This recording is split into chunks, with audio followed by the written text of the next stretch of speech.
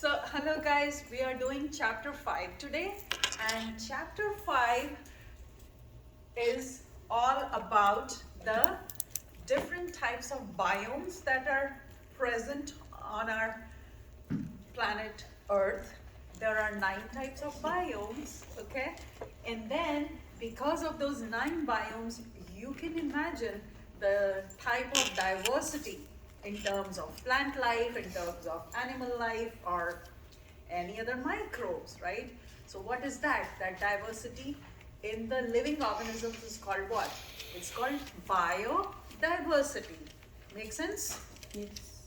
So this is when we will want to know about what is biodiversity, what are the regions where the biodiversity is high, what are the regions in those biomes where the biodiversity is low, right? Like a desert biome will have a lesser diversity, but as compared to a tropical rainforest, right?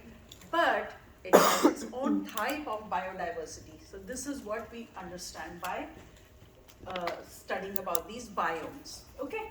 Now the other things that we will do is what are the benefits of the biodiversity again, and also what are the challenges in terms of threat to the biodiversity, right? Can you name one major threat to biodiversity that we can see every single day? Yeah, so basically, who is the threat? Us. Human, yes, human being. Good job. So you guessed it right. So what are the major human caused threats? Because we are a threat to all this different species of organisms. And then the other thing is, how can we help this biodiversity to thrive? What do we do there? How can we reduce these threats? It's all in our hands by reducing the pollution, right? That's how, or the other things, the way we are, clearing all the forests and posing the challenge. So it's a very interesting chapter, and let's move forward. Let's roll. So these are the major biomes of the world. And this is a video, so it's gonna play, but I'm not gonna play. Welcome to Moo Math and Science. In this video, a number of animals and plants that have adapted to the harsh conditions of a desert. In fact, 1/6 of the Earth's population live in desert regions. But what is a desert? Deserts cover more than 1/5 of the Earth's land, and they are found on every continent. A place that receives less than 10 inches or 25 centimeters of rain per year is considered a desert. If you take a look at this map of the Earth, you can locate areas that are deserts. The Sahara Desert is here. The Gobi Desert is found here. Arctic, polar, the Great Victorian, to name a few. Many deserts are dry and hot, but there are cold deserts as well. The Sahara Desert in northern Africa is the largest hot desert in the world and reaches temperatures up to 122 degrees Fahrenheit or 50 degrees Celsius during the day. But some deserts are cold, like the Gobi Desert in Asia and the desert on the continent of Antarctica. Desert animals have adapted ways to help either keep them cool and use less water. For example, camels can go. So do you know, guys, that when we say desert, what does it strike to you? What kind of environment the desert has? Hot, dry. Hot and dry and arid. But did you know before this that there are deserts where you have extreme cold, like the Gobi Desert, the Antarctica Desert, right? Like he's saying, right? So desert doesn't mean that it has to be only hot and dry, right? It basically means the zone is arid. Arid is dry, where you have, like there is vastness of one type of aridness. where you have minimal rainfall or no rainfall at all. Okay, so that's what happens whether it's a cold environment desert or it's a hot, dry desert. So based on the type of desert we have a different type of species that grow there. For example, in a hot desert, we have animals like camel, because over there we have scarcity of water. There's no rainfall, right? So there is no chance that those desert animals are going to get water.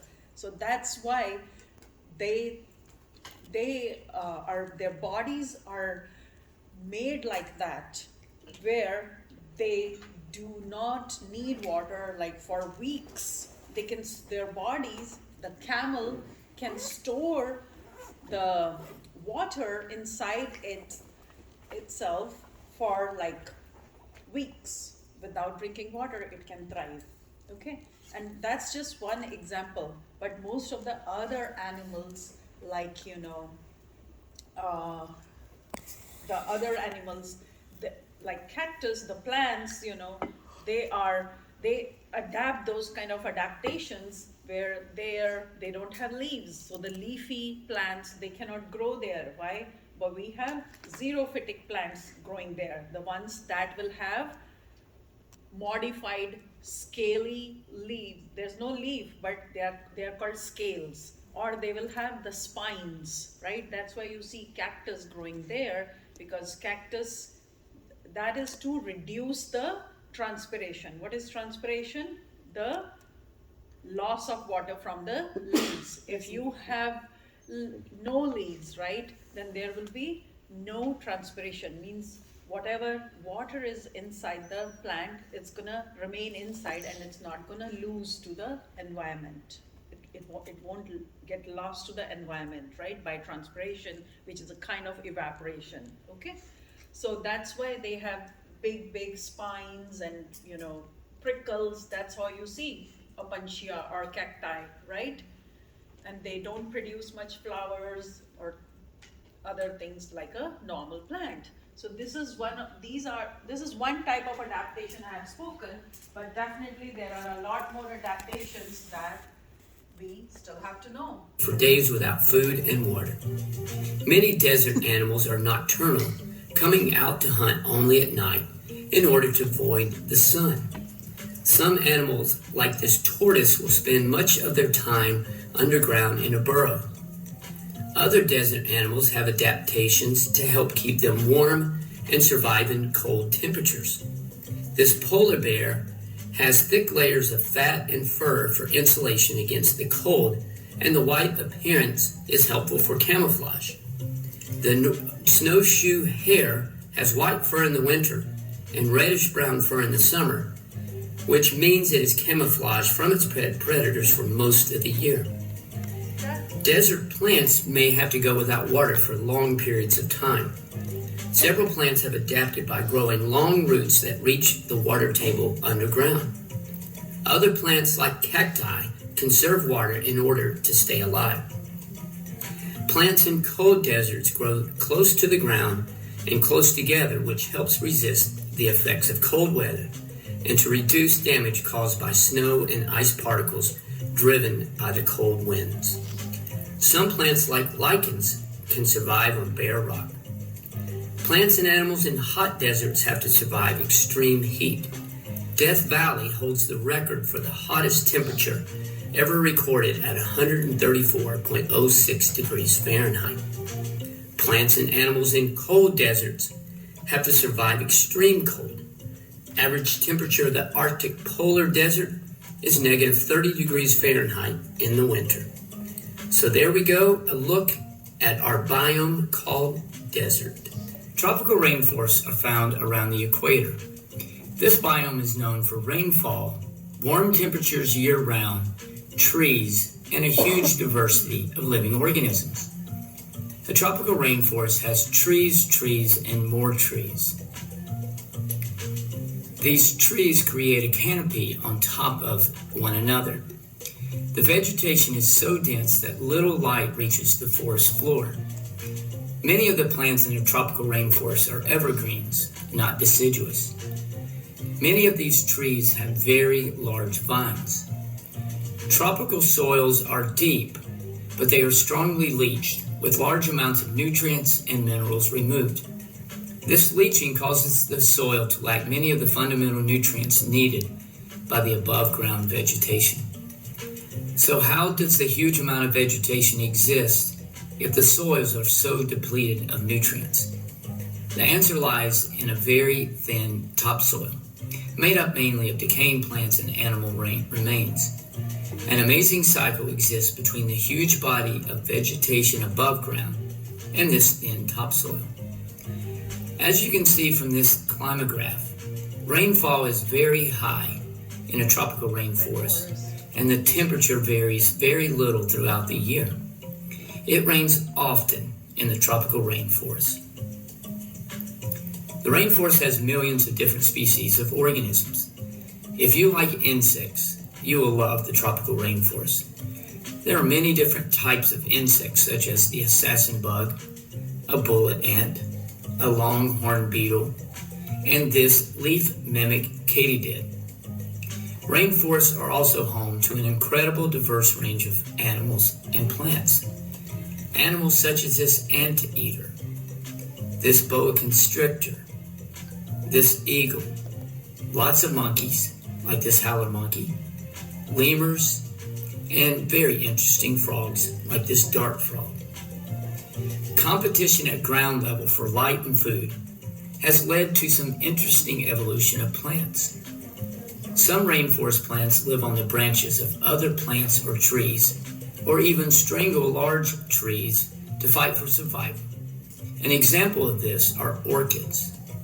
Orchids comprise one of the most abundant and varied flowering plant families. Orchids are especially common in moist tropical regions. Although temperate orchids usually grow in the soil, tropical orchids are more often epiphytes, which are plants that grow on trees or other plants, but are not parasites. Epiphytes take no nutrients from the tree itself, but instead relies on nutrients from the air, falling rain, and the compost that lies on the tree branches. So there we go, a quick look at the tropical rainforest. Rain, warm temperatures, lots of flowers, plants, and animals. Oh yes, some bugs also. In this video, you will learn about the biome called the taiga.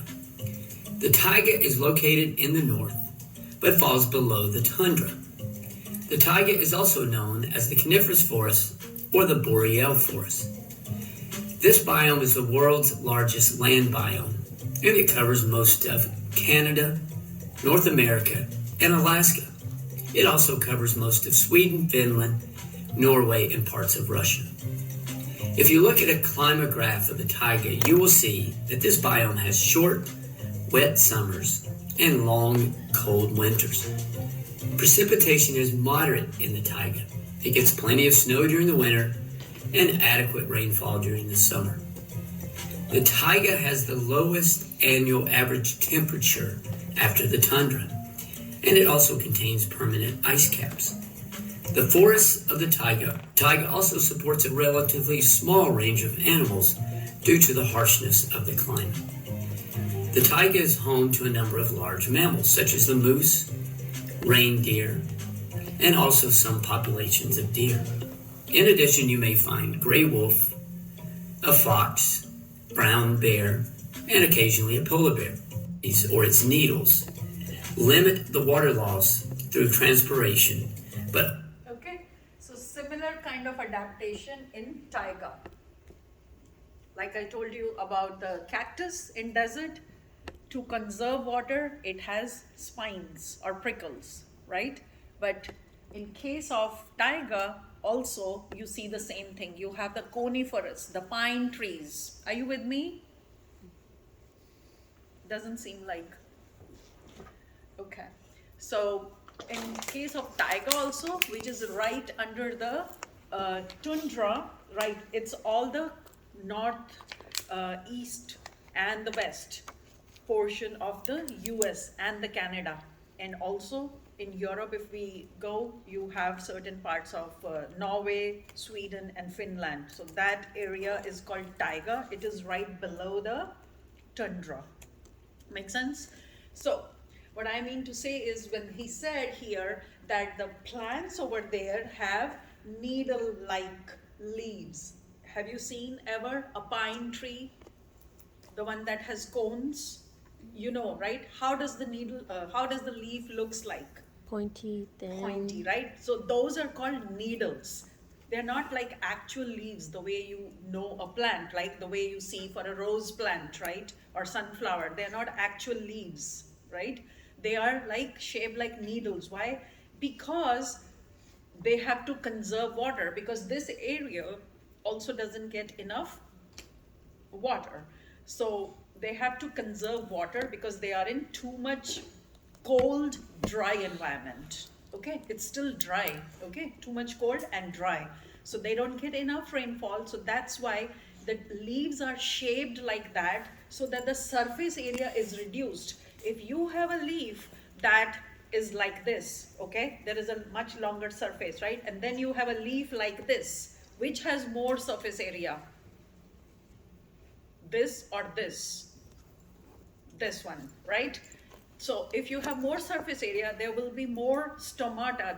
Stomata are like small openings inside the leaf through which the water gases are exchanged, and plus water is lost to the environment, okay, by evaporation, which is called transpiration. Make sense? But if you have less surface area, then you will have what?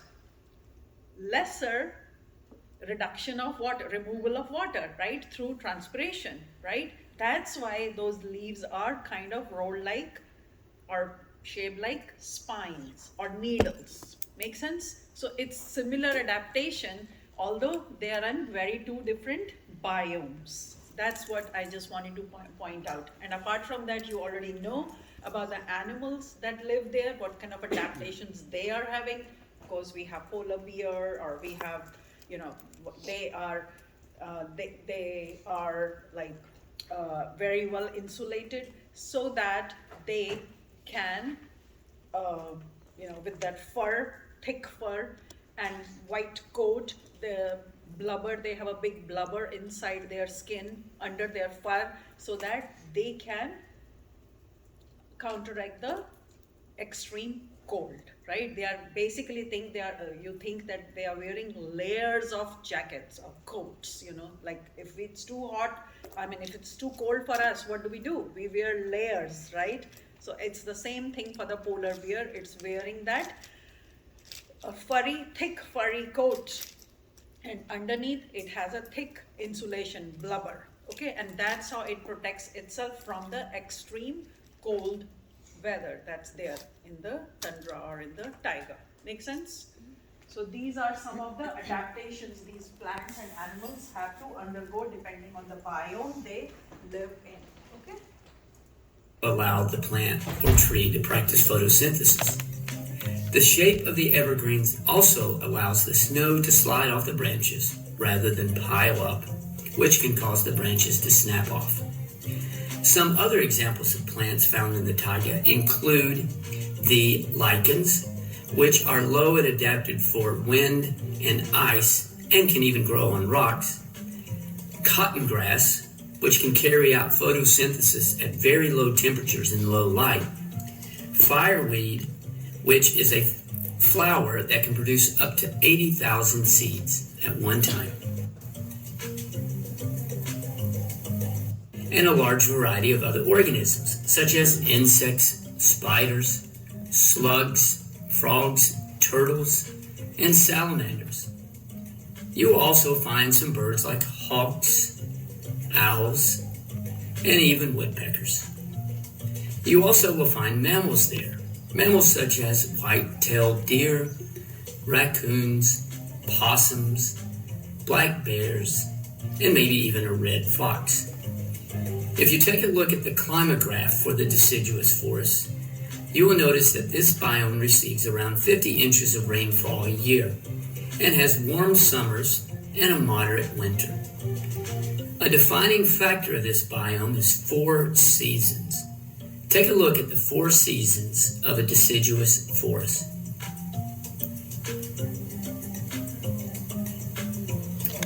The average rainfall in this forest is around 65 degrees Fahrenheit. Summers are between 70 and 90 degrees Fahrenheit. And where do you think we will have this, where we have 4 seasons, the deciduous biome? Where we have all the 4 seasons.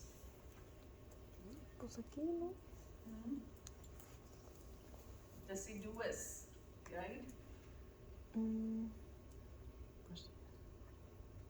I mean, we have all 4 seasons. Yeah, but above us also, there is a lot more fall. We have a longer summer than them, right? So what do we think? In which areas would be covered under deciduous?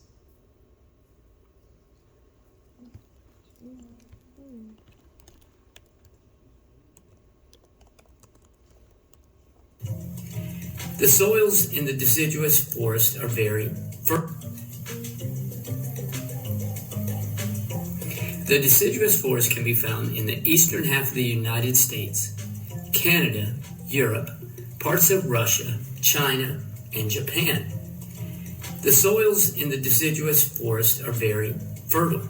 As a result, you will find broadleaf trees such as oaks, maples, beeches. You will find shrubs, Yeah, so northeast, you see how much tall trees they have, and have you ever visited any of the fall over there, fall season? They have such good fall colors. Remember, anybody who wants to see fall colors, they want to go to Boston and all the northeastern area because they really have very good fall over there. Okay, so that's why I wanted to just point that out in America. But of course, this exists in China and the other parts of Europe and other parts of the world as well. Okay, so we already saw that. 4 seasons. Take a look at the 4 seasons of a deciduous forest. They have long winters. The average rainfall in this forest is around 65 degrees Fahrenheit. Summers are between 70 and 90 degrees Fahrenheit, and winters range from 0 to around 50 degrees. So there we go, a biome known for 4 seasons, nice animals, moderate rainfall, and beautiful trees. In this video, you will learn about temperate grasslands. Temperate grasslands are large areas of mainly grass. Trees and large shrubs are almost absent in this biome. You can find grasslands in South Africa, Hungary, Argentina, Uruguay, Russia, and the plains of Central North America. Temperatures vary greatly in grasslands throughout the year, with hot summers and cold winters. Rainfall is moderate. The amount of annual rainfall influences the height of grass. Taller grasses can be found in wetter regions. Grasslands also have seasonal droughts and occasional fires. The soil of the temperate grassland is deep and dark and very fertile. This is because of the growth and decay of the grass roots. The seasonal drought, occasional rains, and grazing by large mammals prevent woody shrubs and trees from invading and becoming established. However, a few trees such as oaks and willows grow in the grassland along with flowers. Animals found in grasslands, including gazelles, zebras, rhinos, wild horses, lions, prairie dogs, hawks, owls, snakes, and of course some insects like grasshoppers. Only 10 to 20 inches and steppes. Prairies are grasslands with tall grasses, while steppe. There are 2 types of grasslands that we can differentiate into. One is called prairie grassland, other is called steppes. Okay, so prairies will have tall grasses, whereas steppes will not have very tall grasses. Steppes are grasslands with short grasses. Steppes receive less rainfall than prairies and receive only 10 to 20 inches of rainfall a year. So there we go, the temperate grasslands lots of grass, few trees, lots of animals, and very rich and fertile soil. Science. In this video, you will learn about the biome called the savanna. The savanna is a type of biome with large stretches of grasslands mixed with trees and shrubs. It is a mix between a tropical forest and a temperate grassland. Savannas have warm temperatures year-round. There are actually two very different seasons in a savanna: a very long dry season in the winter and a very wet season in the summer. In the dry season, a savanna may receive only 4 inches of rain. The dry season is between December and February and has occasional fires. In the summer, it may rain often, and this biome may receive up to 10 to 25 inches of rainfall. Savannas are located in Africa, Brazil, India, and Australia. The savanna we are most familiar with is the East African savanna. This savanna is dotted with trees and shrubs. The Serengeti plains of Tanzania are some of the most well-known. Here animals like lions, zebras, elephants, and giraffes are found. Many animals in the savanna have the ability to migrate. Many types of grasses exist in the savanna, and this biome is known for the acacia trees, water table, or thick bark to resist fires, trunks that can store water, and even leaves that drop during the winter to conserve water. Fires are an important part of the savanna. During the dry season, fires clear out old grasses and make way for new growth. Most of the plants will survive because they have extensive root systems which allow them to grow back quickly after a fire. So there we go, the biome called the savanna. Large animals, occasional trees, and grass. In this video, I'd like to talk about 2 types of tundra: the Arctic tundra and the alpine tundra. The Arctic tundra is found in North America, Asia, and Europe, and circles the Arctic Ocean and stretches southward down to the taiga. The tundra is cold, and during the winter, the temperatures can drop to minus 20 or even 30 degrees Fahrenheit. In the short summer, temperatures may rise as high as 50 or 60 degrees Fahrenheit, and this allows for the tundra to have life. The frozen soil of the tundra is called permafrost and has a frozen top layer almost all year. Plants in the tundra have a short growing season and are generally small, short plants. Examples include lichen, moss, and some shrubs. There are not trees in the tundra. There are many animals found in the tundra, including lemming, Arctic fox, snowbirds, and a polar bear, along with grasshoppers and flies in the summer. They have adaptations to help them survive the cold. This may include a thick fur, or they may be white in color. The white color helps the animal blend in and helps prevent heat loss. The alpine tundra is a type of natural region or biome that does not contain trees because it is at a high elevation.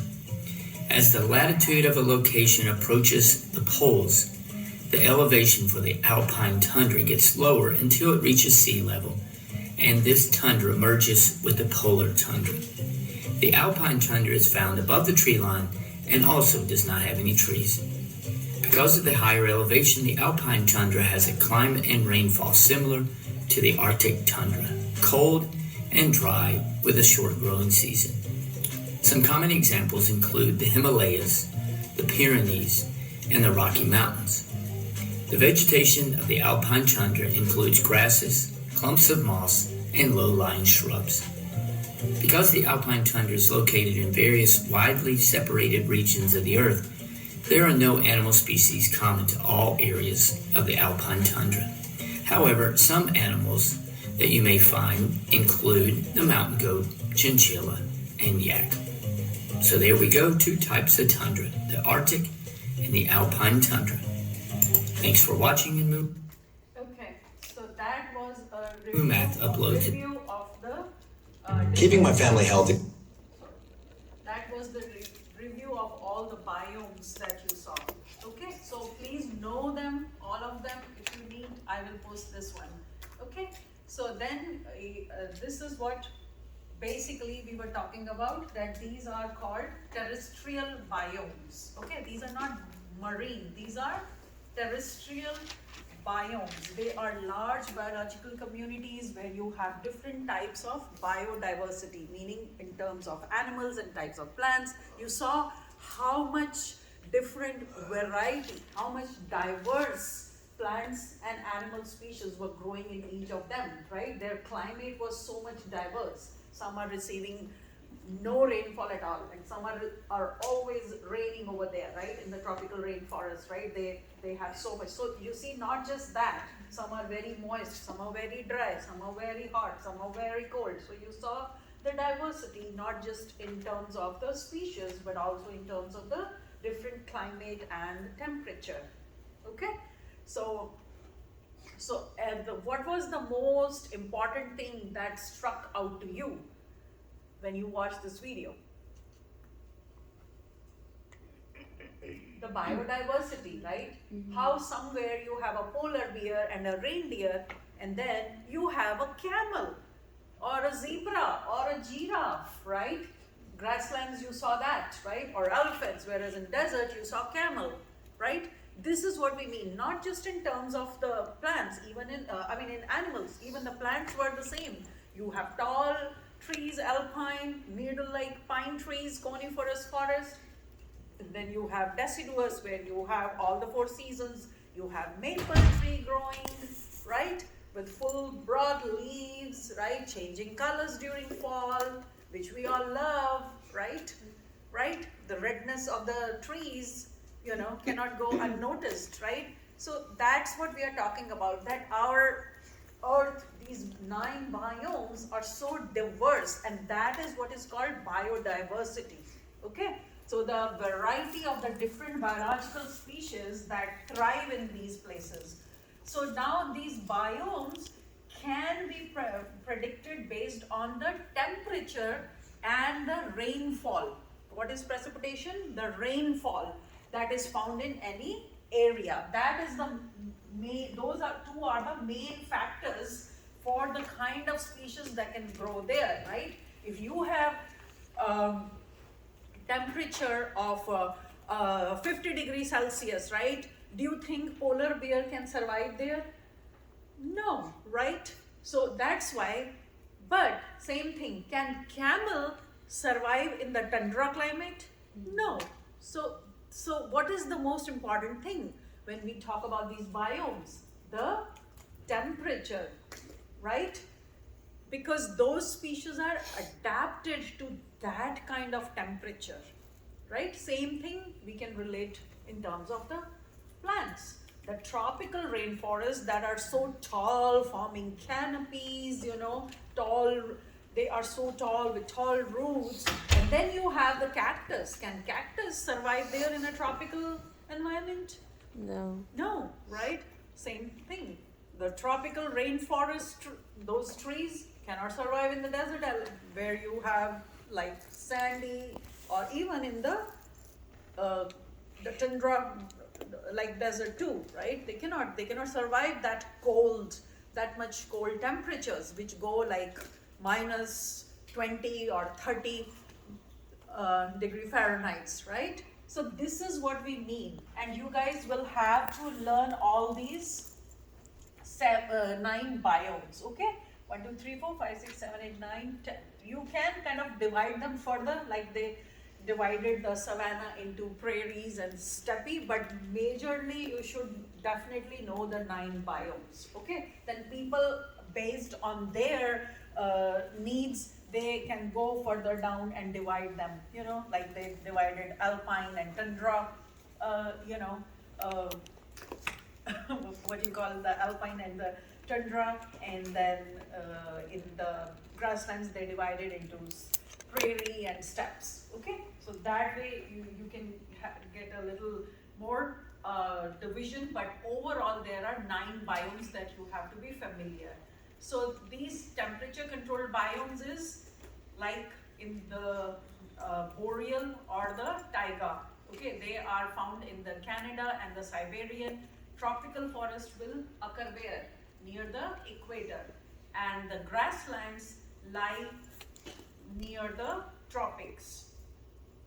So there are many of these biomes that will go by the latitudes. What is latitude? The horizontal lines. You know what is horizontal lines that we see?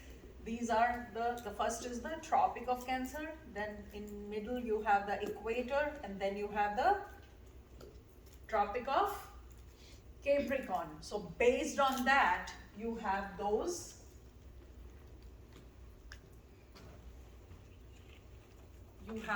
latitudinal bands. Make sense?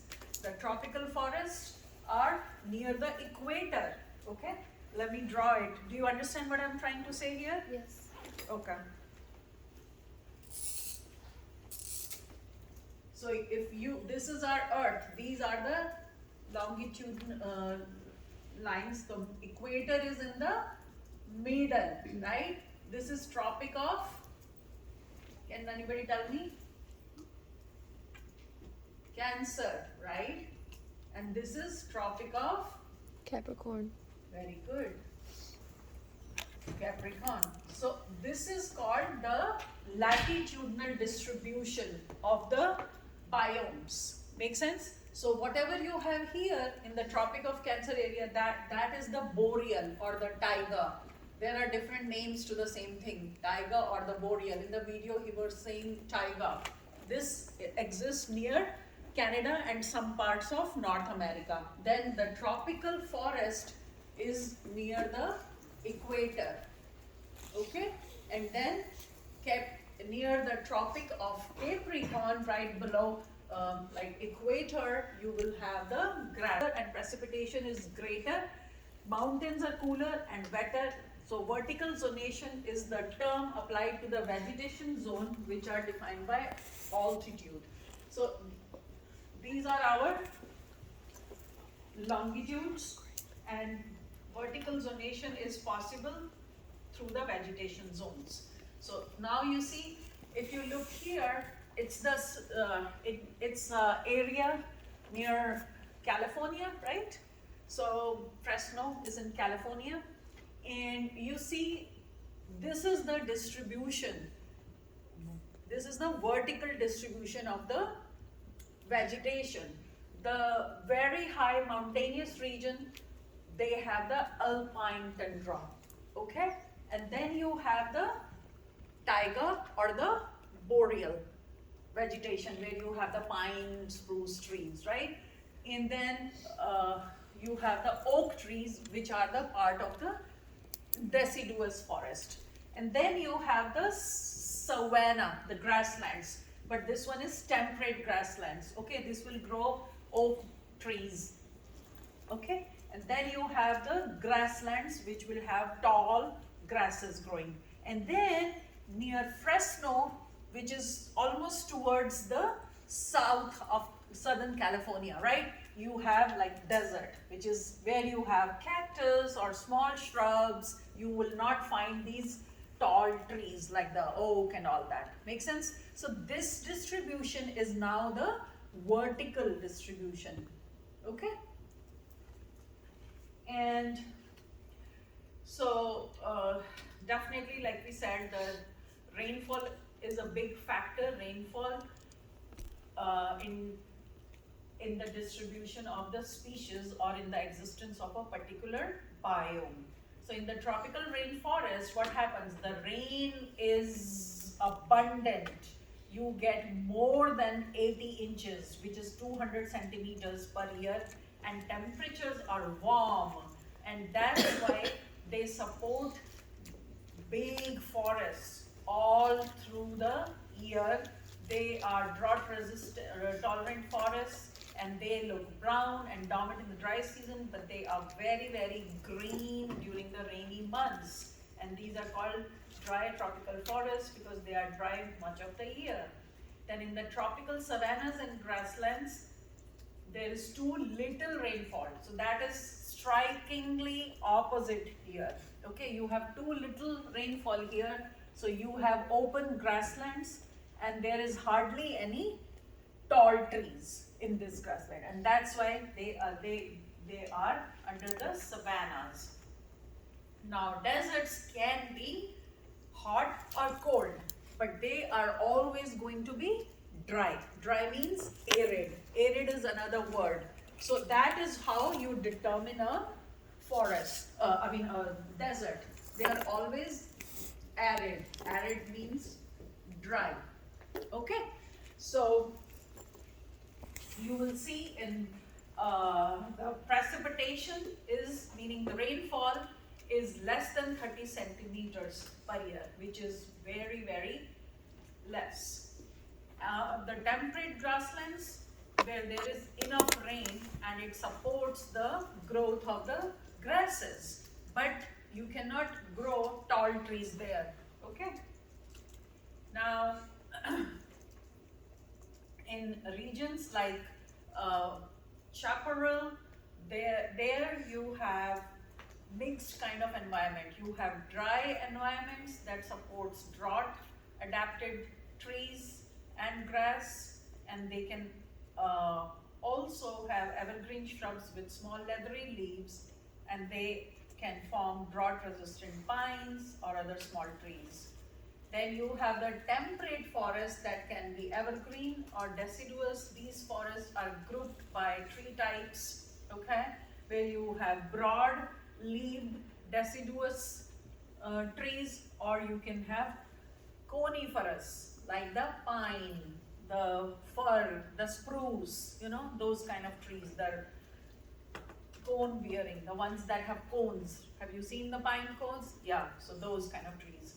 And in deciduous forests, you will have broadleaf forests that are found in the places where you have lot of rainfall. Okay, in these deciduous forests, the interesting thing is the fall colors. The green color of the plants, which is the chlorophyll, which comes through chlorophyll, the chlorophyll gets degraded during the low temperature of the fall season. And what happens is the chlorophyll is degraded, and what happens, the carotenoid pigments, which are red or yellow in color, they show the brilliant colors during the fall or autumn. Okay. In coniferous forest, you have needle-like leaves, and they are waxy. So this helps the tree to reduce the loss of moisture. And then in temperate rainforest, you have the coniferous forest of the Pacific coast, and they have extremely wet conditions. Okay. And then you have the boreal or the taiga, where you have the spruce, pine, cedar and fir trees, and it is found in the Siberia, Canada and the western United States. Tundra, as we know, there's no trees. Now, when we talk about the marine ecosystem, this was all about the terrestrial. What is terrestrial? The biomes that are found on the land, right? Now let's go to the marine biomes. Marine means where you have oceans, right? That what happens there? So what kind of organisms grow there? In the oceans, you have a population of phytoplanktons. And what are phytoplanktons? They are very small, free-floating algae. Okay, and if they are algae, definitely they are going to be photosynthetic. They are going to make their own food by photosynthesis. And that's how they support the food web of the ocean. Make sense? Because there is no trees or grasses that can grow in the marine environment, right? Just like outside. On the terrestrial land, you have big trees and forests, right? And they can support, or the grasses, right? Over there, they are the major producers. But in the ocean life, in the marine environment, this algae, whether it is green, whether it is brown algae or red algae, they are the ones that are the primary producers. Make sense? So in oceans, this photosynthetic activity is greatest near the shore, okay? Or because this is where nitrogen, phosphorus and other nutrients will wash off the shore, and this will fertilize the primary producers, which are your phytoplanktons, okay? So when the ocean system can be described by depth and proximity to the shore, okay? So the benthic is the lowest, benthic community is the lowest that occurs on the bottom of the ocean. That is called the communities, meaning that is called the bottom of the ocean floor is called benthic. Then you have pelagic zones that are the column of water, okay? And then epipelagic zone, it will have the organisms that are going to perform photosynthesis. And then below that you have mesopelagic and bathypelagic zones, and the deepest layers are the abysmal and the hadal zone. This is what we wanna look at. So you have the hadal zone, the lowest one, then abysmal, then bathypelagic, then mesopelagic, and epipelagic is at the top. So what happens here is the bottom of the floor is benthic, okay? They haven't shown that. And then what happens is the near the shores, you will near estuaries and in intertidal zone is where you will have the lot of diversity, biodiversity, right? Estuaries and the intertidal zone, which is this one, intertidal zone, where the high tide and the low tide they meet, okay? So when we talk about the marine environment, you have light that penetrates only in the top 10 to 20 meters of the ocean, right? Underneath, so only this region, the epipelagic region, gets the light, right? Otherwise, light cannot penetrate the water, right? So the ocean is dark here. So that's why you cannot support a whole lot of plant species here. Make sense? Because in order to carry on the process of photosynthesis, what do the plants need? Sunlight, right? So that's why they have only the algae, they are growing only in the phytoplanktons, they're growing basically in this region. Make sense? And the other thing is, after that, what happens is, in this below the epipelagic zone, what happens is the temperature also is very, very low. As you go down these zones, the temperature goes lower and lower and lower. So if you have ever gotten a chance to go to a beach, have you, and you try to swim there, you must have seen the water is so cold as you go there, right? So as you go down, the pressure increases because there is so much water, and water is exerting a lot of pressure. So you need that kind of biodiversity or animal species or plant species that can withstand this heavy pressure. Make sense? Because water has a lot of pressure. Okay, so there is a lot of pressure but cold temperatures as you go down the layers of the ocean. Make sense? So that's why this flora, the communities of the plants and animals is very different. Then you have deep sea thermal vent. So like you said, like I said, in the benthic region, which is pretty much the floor, you have the thermal vents that are deep on the ocean floor. These are called thermal vents, and they have another very different type of a marine system. These communities are based on microbes, meaning like bacteria that produce sulfur compounds and release them through these thermal vents on the ocean floor. And the kind of microbes that are living, they are purple sulfur bacteria. That is one type of bacteria. They only can survive there because they can capture the sulfur, compounds like hydrogen sulfide, like sulfur dioxide, like that, okay? And they will release them through the thermal vents on the ocean floor. Then you have tidal shores, and tidal shores are support very rich, diverse communities. What are tidal shores are? Where you have the high tide and the low tide, they kind of meet. So in that tidal portions, you have very good coral reef communities. Have you ever got a chance to do some snorkeling and saw corals? No, you did? You did? Where? In Cancun. Oh, that's where I went to. The catamarans? I don't know where it was. It's because we were on a cruise and we visited there, and then there was one of the. Right, right. I also went on a cruise and like many years back and got to see, when you do wear that gear, you can see those corals underneath, right? Very interesting. So you see how beautiful those corals look like, right? And they add, they are very diverse. They are very beautiful organisms, and they are the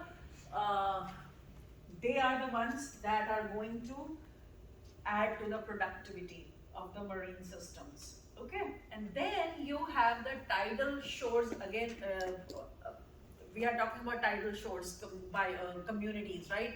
Then you have something called mangroves. So mangroves are again a very unique type of flora. Okay, and they are a group of trees that can tolerate high salt.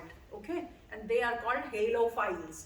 Okay, so over there in the mangrove forest, there you will have warm climate, warm and calm marine coast, and you can have a lot of high salt kind of conditions over there. And these mangroves are found in various parts of the world, and they can also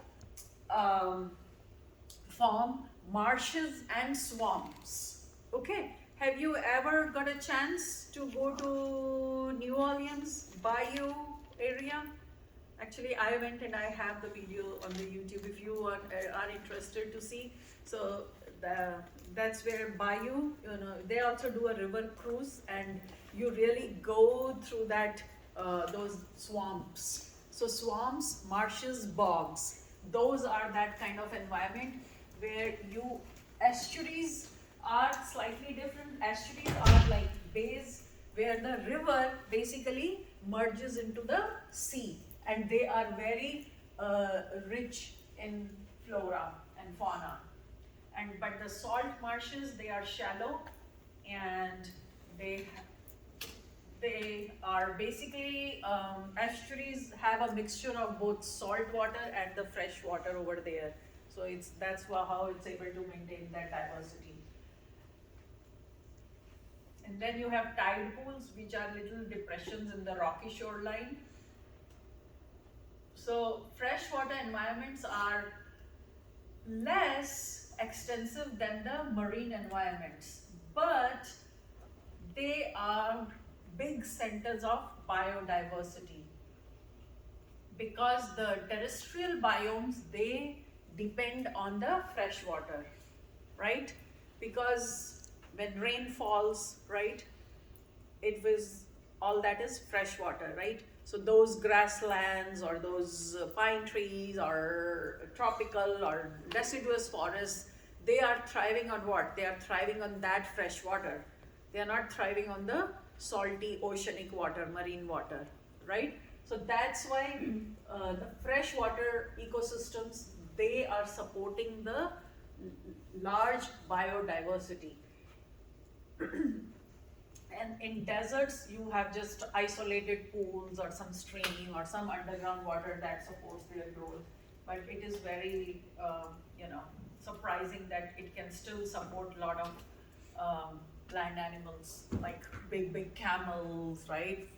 It's very, they hardly have any water, but see, such a big animal like camel can still live. We know it will, conserve water. It has designed such a system, nature has designed such a system for it, but it's surprising to see. Okay, so near the surface of the lakes, you will see a big subcommunity of plankton like microscopic plants and animals and protists like amoeba, paramecium, dubulina, vorticella, stentor. All these things are there in freshwater lake, and there are fishes, and uh, finally you have the lower bottom layer, which is called benthos, which has snails, worms, fishes, mussels, shrimps, and all that. So that's the layer of a deep lake. Benthos will have all these, the animals that burrows like crawfish and shrimps and snails and all that, right? And then you have this layer, then you have thermocline, and then this one will have all these algae, different types of littoral zone that will be diverse, okay? And then fishes are throughout, So these are the layers of the. Then you have wetlands, and wetlands vegetation is adapted to grow under saturated conditions, because these are those ecosystems in which the land surface is saturated with water. Rather, they are those plants that grow in the wetlands, they are basically submerged in water all through the year. Have you ever got a chance to see a wetland? I think we have a wetland near here also, near McKinney or something. Okay, so in the wetland, you see, you have these three kinds of what you call vegetation. One is called swamps, other is called marshes, and yet another is called bogs. Okay, so swamps are wetlands that have trees. Okay, so wetlands are those places, like I said, they are submerged with water at all times. So their soil is just saturated with water. It's too much water going on. Okay, and then marshes are the wetlands that do not have trees, but they have like grasses growing and like that. And then bogs are the areas which again are water saturated, but then they are composed of deep layers of undecayed vegetation, which is called peat. And many bogs, swamps and marshes, they have high biological productivity, whereas bogs, they are not very rich in nutrients. Okay, but they have unusual and interesting plant species like the pitcher plant. Do you know pitcher plant? It's shaped like a pitcher, and it traps it has a leaf, like it has like a lid which looks like a leaf. So the insect thinks it's a leaf, and it sits on the leaf to eat it, and then it falls down. It's like a slide lid that's wobbly, and the plant it's a pitcher with a lid, right? That's why it's called pitcher plant. And then the insect just falls into it, and that plant secretes the enzymes that kill the juices that kill the insect, and that's basically a carnivorous plant. Make sense? So pitcher plants, and the other one is called sundew. They are all adapted to capture the nutrients from the insects by trapping them, because those plants, when they are submerged in water always, they cannot really get anything from the soil, right? Nutrients. So that's how they are insect trapping plants, carnivorous plants, you can say. So now we will talk about the biodiversity. Like, we have seen all this diversity in the terrestrial as well as in the marine and in the wetlands, right? So you need to remember what is a swamp, what is a marsh, what is a bog. You will see a very good swamp video. There are a lot of crocodiles in that. We did a little cruise in the New Orleans. You will be able to see those swamps if you go to my channel. Okay, and then when we talk about biodiversity, what is biodiversity? Diversity is just if you like to, So biodiversity is what? Bio means life. Diversity means variety, right? So it's a variety of living organisms, whether they are plants, whether they are animals or whether they are microbes. Make sense? Like bacteria and all that. So there are three kinds of biodiversity that are important and to preserve the ecological systems. So first is called genetic diversity. Genetic diversity is the variety of the same genes within the individual species. Make sense? Like you have lions populations, right? It's the same population, but still every lion will be different from each other. You have the cat family, right? It's the same genes, but cat looks very different from the lion or the tiger, right? But they all belong to the cat family. Same thing, you can apply that example to humans, right?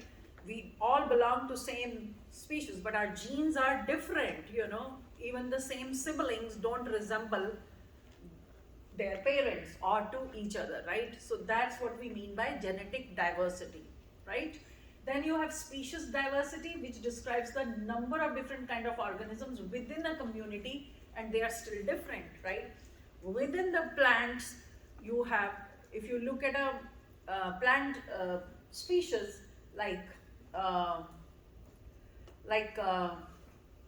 let's say pine trees, you will see different kind of pine trees. You will have pinus, you will have, you know, other kind of like cycas. You have so many cycads, different types, although they may belong to the same genus.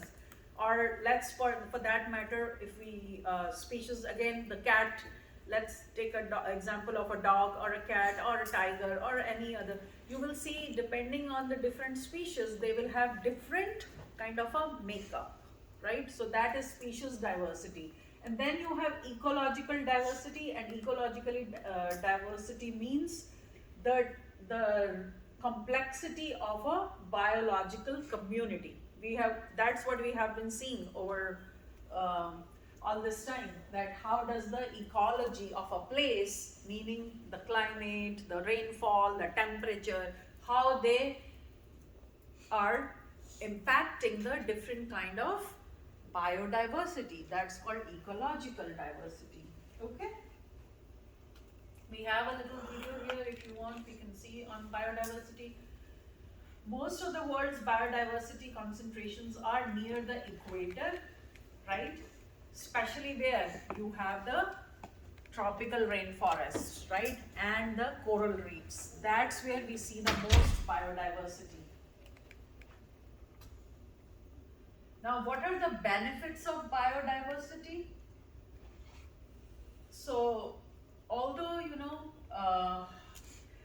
some of the benefits, you know, they are kind of hidden. We don't always see, we don't always understand.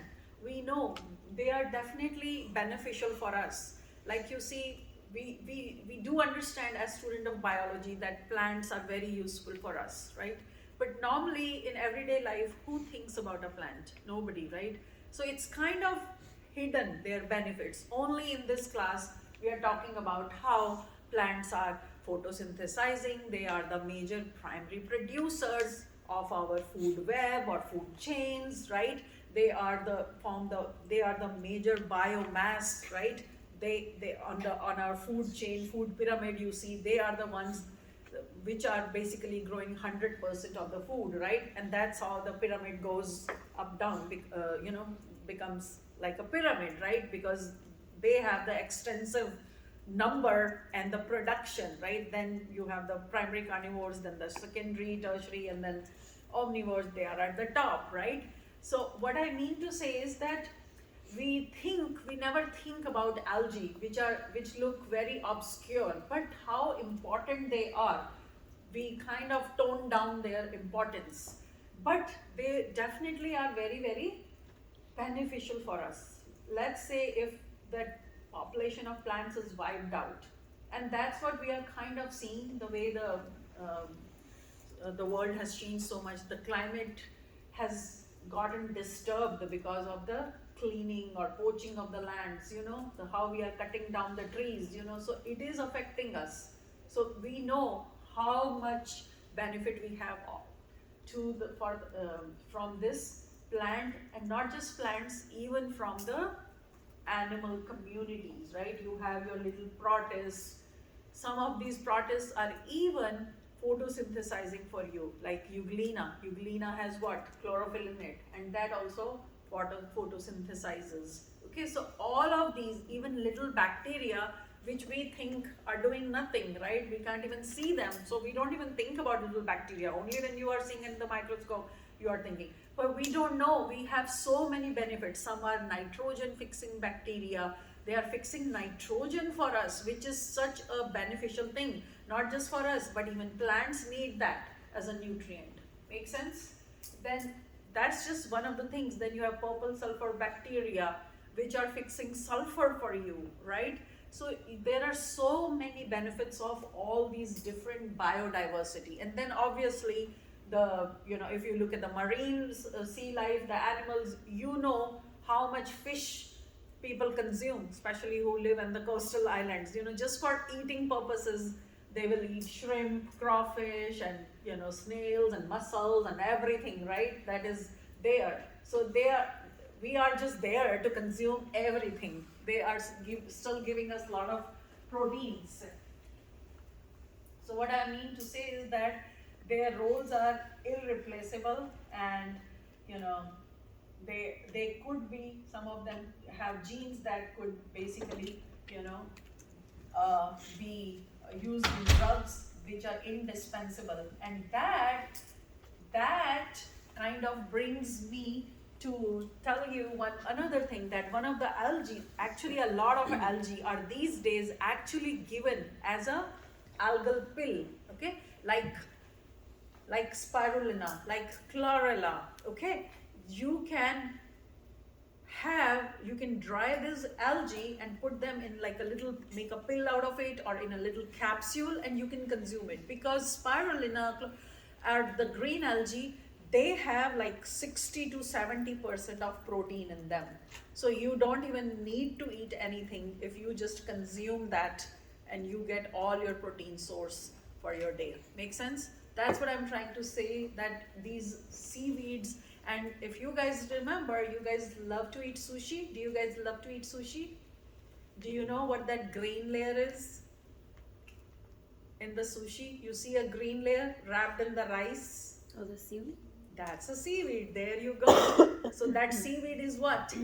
That's a marine algae, okay, called porphyra. The name is porphyra. So you see how this biodiversity matters to us. Make sense? Everywhere we are using this biodiversity for our own benefit. So ultimately, I feel like human beings are the most selfish ones. They just use anything. So you saw the benefits of the biodiversity, and now you see what are the factors that are causing the extinction of this biodiversity.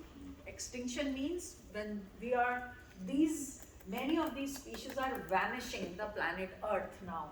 So we have lost, the fossil record shows that we have lost 99% of all species that ever existed. They are all extinct now. And one of them you are very familiar with, the dinosaurs. They just extinct, right? We only come to know about them when we find these fossils in the Paleozoic, in the Mesozoic areas, times. So now E.O. Wilson is a great thinker, and he summarized the human threats to the biodiversity can fall under an acronym called HIPPO. It will be easy for you guys to remember. HIPPO. So HIPPO, the hippopotamus, the small acronym is HIPPO, and that it stands for habitat destruction, invasive species, pollution, population of humans, and over harvesting. So human activities has eliminated 2 or 3 species every decade. Every decade means every 10 years we have human activities by the hippo, either by destroying the habitat of the species, of the diverse species, or by invading the species, or by polluting them, or by the whole existence of the human, we are so highly populated, or by over harvesting. So that's where the HIPPO acronym comes from. By doing these 5 things, we have wiped out 2 or 3 species each 10 years, which is decade. Okay, and in the past 150 years, the extinction rate has increased to thousands per decade. That's how much we have impacted the biodiversity. Okay, so the most important extinction threat for most species is the loss of the habitat.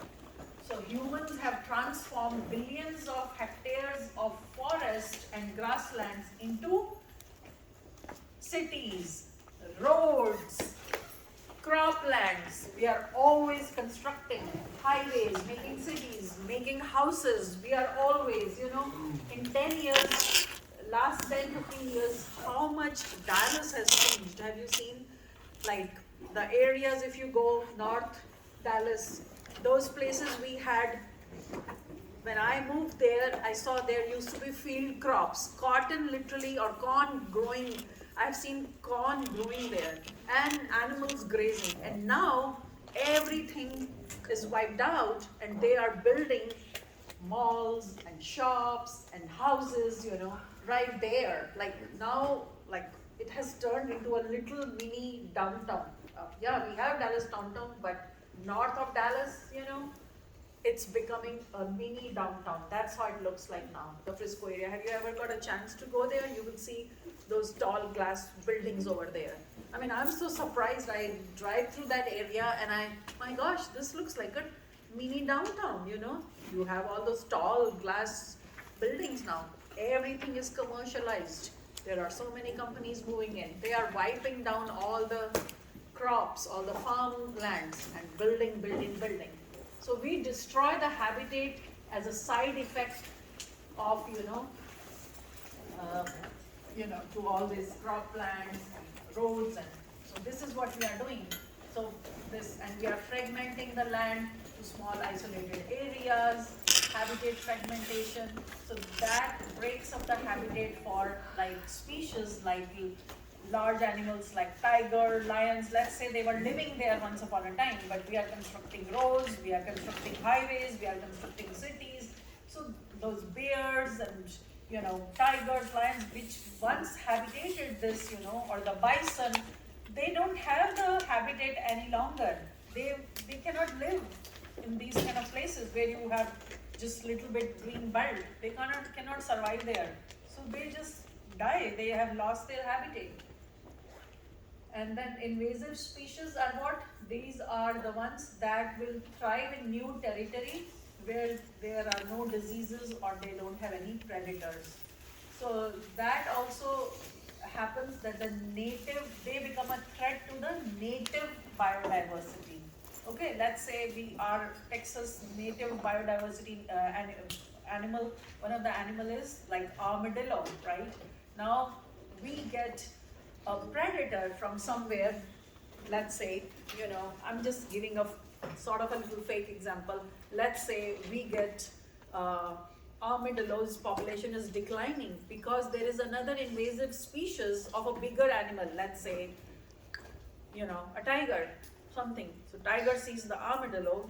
Tiger is not native here, right? But let's say we introduce it, we get it from Asia or somewhere, right? And that's an invader now here, and he will see, we let it loose. It sees armadillos. Oh wow, that's a good food for me. It's gonna eat that, right? And then the native population of armadillos is eliminated. That's what we mean by invasive species. That's how they pose a threat. Make sense? So humans have always basically transported organisms to new habitats. And,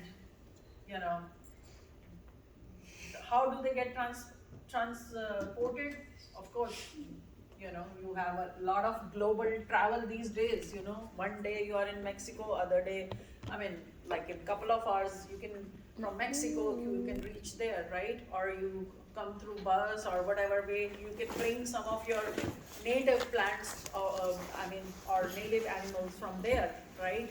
Without somebody knowing, right? And that's how you can introduce from different parts of the world.